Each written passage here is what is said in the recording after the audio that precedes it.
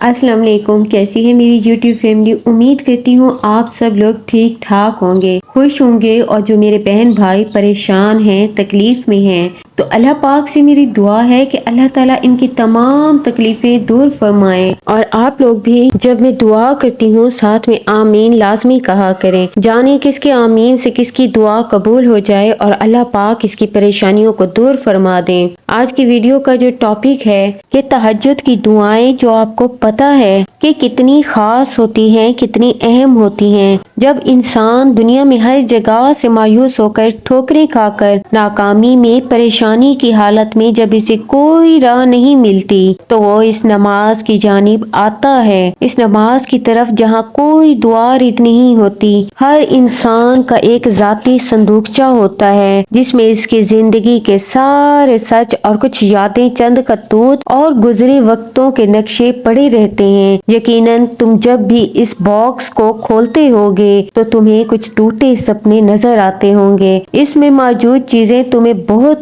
دکھ دیتی ہوں گی۔ تو سنو، تمہارا رب تم سے مخاطب ہے، وہ کہتا ہے زمین اور آسمان کی ہر چیز کا اسے علم ہے، وہ تمہارے ہر اس درد سے خوب واقف ہے جو تمہارے دل میں ہے، وہ الخبیر ہے، وہ تم سے بے خبر نہیں ہے، وہ جانتا ہے تمہارے ہر درد کو۔ یاد رکھو، اس کے رحم کا پلڑا اس کی آزمائش پر ہمیشہ بھاری ہوتا ہے۔ اللہ تو ہے ہی ٹوٹے دلوں کا مسکن، کسی چیز کے چھن جانے کا یا کسی کے چھوڑ جانے کا ہرگز غم نہ کرو۔ اللہ تعالیٰ فرماتا ہے یقیناً آگے آنے والے حالات تمہارے لیے موجودہ حالات سے بہت بہتر ہوں گے۔ ہاں، میں جانتی ہوں کہ مایوس ہو جانا ہیومن نیچر ہے اور یقین حاصل کر لینا انتہائی فضیلت ہے، اس لیے جب بھی مایوس ہونے لگو تو صرف اللہ کے یقین کو چنو، یقین کا ہاتھ تھامو، یقین کو ایک بار چانس تو دو۔ کوئی سفر زندگی کا ایسا نہیں جسے منزل نصیب نہ ہو۔ یاد رکھو، یہ مایوسی تمہیں رانگ وے پر لے جا سکتی ہے۔ اگر تم توکل والے نہ ہو تو تمہارا یہی یقین تمہارے لیے سرپرائزنگ چینج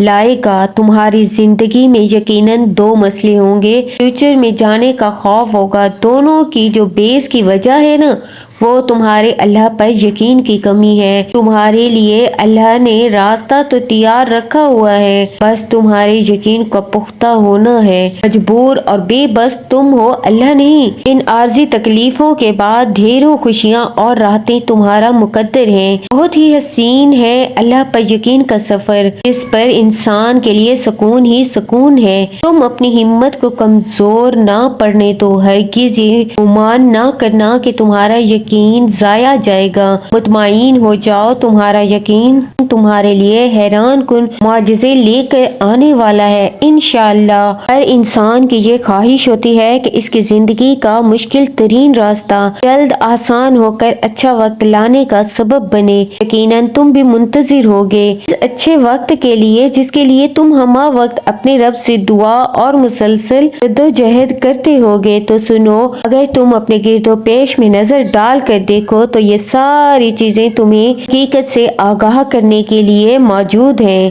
تمہاری زندگی میں بے شمار واقعات بھی ثابت کرتے ہیں کہ ایک بالاتر حکومت موجود ہے جو ساری کائنات پر غالب ہے اور جس کی مشیت ہر چیز کی واضح نشاندہی کر رہی ہے کہ وہ جب چاہے بدترین کو بہترین میں بدل دے۔ میرا رب خود تم سے مخاطب ہے، قرآن کہتا ہے، اور وہ اللہ ہی ہے جو ہواؤں کو بھیجتا ہے اور وہ بادل اوپر اٹھاتی ہے، اور پھر تم دیکھتے ہو کہ بارش کے قطرے بادل سے ٹپکتے چلے آتے ہیں۔ یہ بارش وہ بارش ہے کہ اپنے بندوں پر پڑنا چاہتا ہے، برساتا ہے تو یکایک وہ خوش و خرم ہو جاتے ہیں۔